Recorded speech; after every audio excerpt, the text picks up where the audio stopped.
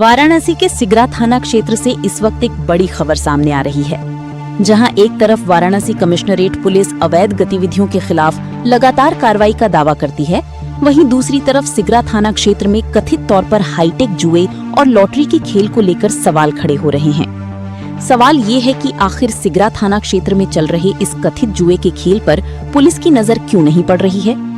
सूत्रों से मिली जानकारी के अनुसार सिगरा थाना क्षेत्र में कुबेर कॉम्प्लेक्स के सामने वाली गली में कथित तौर पर जुए का एक बड़ा अड्डा संचालित हो रहा है।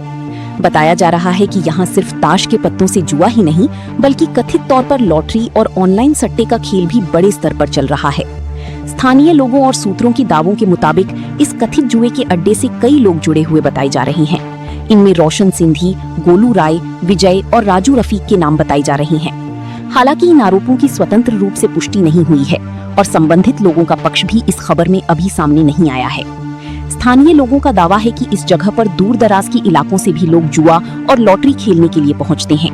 वहीं कुछ स्थानीय लोगों के अनुसार यहां कथित तौर पर बड़े पैमाने पर पैसों का लेन देन होता है।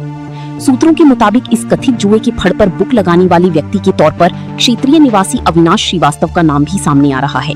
हालांकि इन सभी दावों की आधिकारिक पुष्टि अभी नहीं हुई है। अब इस पूरे मामले में एक और गंभीर दावा सामने आया है।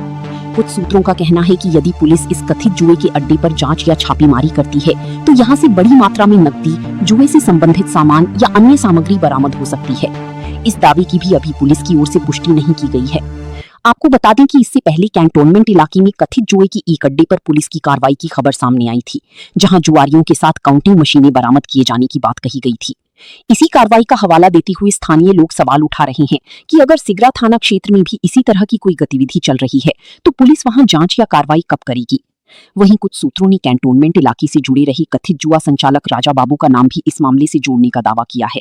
सूत्रों का दावा है कि कैंटोनमेंट में कथित जुए का कारोबार प्रभावित होने के बाद राजा बाबू इस बड़े सिंडिकेट में कथित तौर पर साझेदार के रूप में जुड़ गया है, लेकिन इस दावे की भी स्वतंत्र और आधिकारिक पुष्टि नहीं हुई है। अब सबसे बड़ा सवाल यही है कि